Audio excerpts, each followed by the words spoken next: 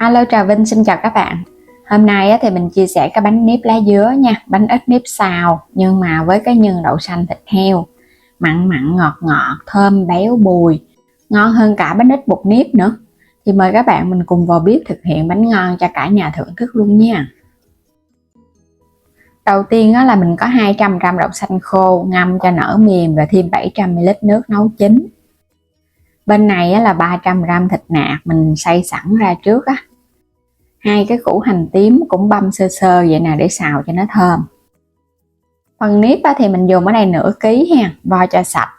Nếp này là các bạn dùng nếp nào cũng được, ở đây là mình dùng cái loại nếp sáp á, vo sạch cũng phải ngâm ít nhất là nửa tiếng đồng hồ cho nó nở. Một chén bột năng 150g, 2 muỗng canh dung đường cát cùng với muối, 800ml nước lá dứa nha. Nước lá dứa này mình xay từ 50g lá dứa già để tủ lạnh cho nó thơm và nó lắng đẹp. Dừa thì có dừa nạo sợi, thì các bạn dùng cái loại dừa mà dừa ăn á, đừng có dùng dừa khô là không ngon. Rồi cho dầu vào chảo, mình phi thơm phần hành tím này trước một cái cho nó dậy mùi thơm lên. Khi mà hành dậy mùi thơm thì các bạn hãy cho thịt vô mình xào.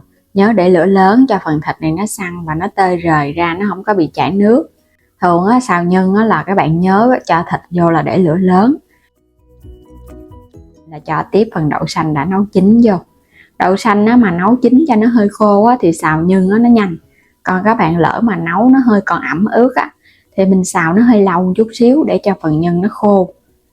Nấu thì mình nấu vừa chín thôi, không có cần phải mình hông lửa nhiều quá đâu, tại vì xào nhân này nó còn chín thêm nữa nè. Phần thịt lúc này nó cũng săn và đậu xanh nó cũng quyện rồi thì mình cho tiếp gia vị, muối, đường, hạt nêm và tiêu xay. Các bạn điều chỉnh cái lượng gia vị lại cho phần nhân nó vừa ăn nha. Tùy theo khẩu vị của mỗi gia đình thích mặn mặn ngọt ngọt thì các bạn lúc này mình sẽ cứ nêm xong rồi cái mình nếm thử chút xíu, nhưng đừng có mặn quá là bánh nó ngon nè. Xào một chút vậy là được rồi. Bây giờ mình tắt bếp luôn, bánh còn hấp cho nên không cần phải xào chín kỹ. Cho 800ml nước lá dứa vào cái chảo, mình dùng cái chảo chống dính nha, xào nếp nó không có bị dính. Phần lắng ở dưới đáy này mình cũng cho hết vô luôn, lá dứa này nó thơm dữ lắm. Bắt đầu nó nóng cái chảo lên này nè. Rồi mình cho tiếp phần muối vô nha. 2 muỗng canh dầu ăn nữa để cho hạt nếp của mình nó bóng, nó không có bị dính. Đảo nhẹ một cái nữa là được rồi. Nước lá dứa nó nóng lên thì mình cho tiếp phần nếp đã rút ráo nước vô. Tỷ lệ mình dùng ở đây là cái nước lá dứa nó phải nhiều hơn cái nếp một chút thì nó mới ngon, chứ các bạn làm mình nước lá dứa nó hơi ít là có thể nó sẽ hơi bị khô Cơm dừa sợi mình cũng cho vô luôn. Dừa này mà các bạn lấy cái loại dừa cứng cại là nó ngon. Đảo nhẹ nhẹ vậy nè, để lửa nhỏ thôi. Mình đảo chút xíu bắt đầu nó sệt lại tại cái chảo lúc này đang nóng. Rồi nó dậy cái mùi lá dứa thơm bát ngát luôn. Cái bánh mặn cho nên là mình không có dùng nước cốt dừa. Còn các bạn thích béo thì cũng có thể cho thêm nước cốt dừa, giảm cái lượng nước cốt lá dứa lại cũng được luôn. Rồi bây giờ tắt bếp nha. Nó còn độ sệt và độ nóng thì mình cho tiếp phần bột năng vô. Đảo nhẹ nhẹ nè để cho bột năng nó hòa đều vào trong hạt nếp. Bột năng mình dùng 1 chén vậy là nó vừa. Các bạn đừng có làm nhiều quá, bột năng nó dai lắm. Tỷ lệ này là mình thấy cái bánh ngon dù là làm bánh mặn hay là bánh nhân ngọt gì cũng ngon hết Cứ cho tiếp tục vô rồi cái mình đảo thôi 2 muỗng canh đường cũng cho vô luôn. Mình thích cái bánh nó có cái vị hơi ngọt ngọt đó. Còn nếu mà các bạn không thích ngọt thì bỏ qua đường cũng không sao.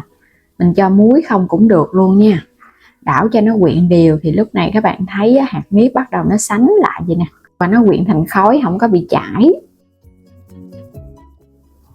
Quay qua bên này thì mình đi vo viên nhân luôn rồi bắt đầu mình hãy gói bánh. Mỗi một viên là 1 muỗng canh, vo tròn lại. Làm lần lượt cho đến hết, mình để qua một bên. Làm nhanh lắm, mình vo viên nhân trước thì chút nữa cái bánh mình cắt ra cái nhân và phần nếp nó đều nhau, nhìn nó cũng bắt mắt. Thêm dầu vào trong phần bột nếp này, thấm vào trong tay cho nó đừng có dính nha. Bây giờ mình sẽ lấy cái lượng nếp này, nó sẽ gấp đôi lượng nhân. Tùy theo các bạn do viên nhân lớn hay nhỏ mà cứ gấp đôi là nó đẹp à. Cái bánh nó vừa ăn nó không ngán. Túm đều lại.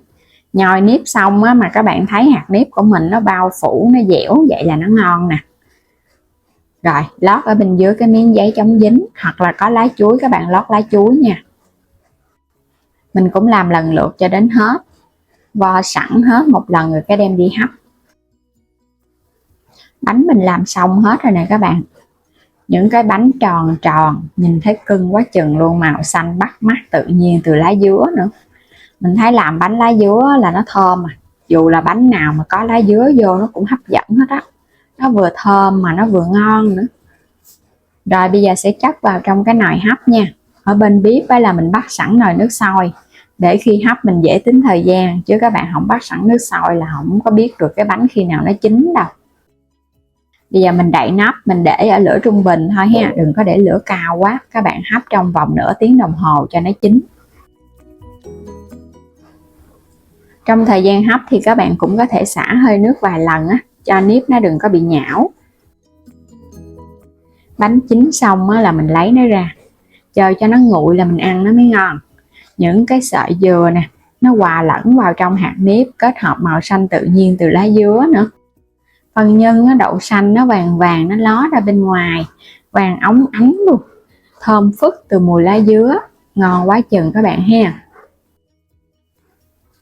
Bánh này á, thường là sẽ làm bằng nhân ngọt, nhưng hôm nay mình biến tấu chút xíu để có cái nhân mặn ăn, thay đổi khẩu vị. Ai mà ngán ngọt á, thì làm mặn, ăn không vậy vẫn ngon luôn. Còn thích đặc biệt hơn á, thì các bạn cứ cho vào trong dĩa nha. Mình thêm á, một ít rau sống sắc nhỏ nhỏ, rau thơm á, rồi chan thêm nước mắm, nó ngon dữ lắm. Nó ngon hơn cả bánh ít trần mấy lần luôn á.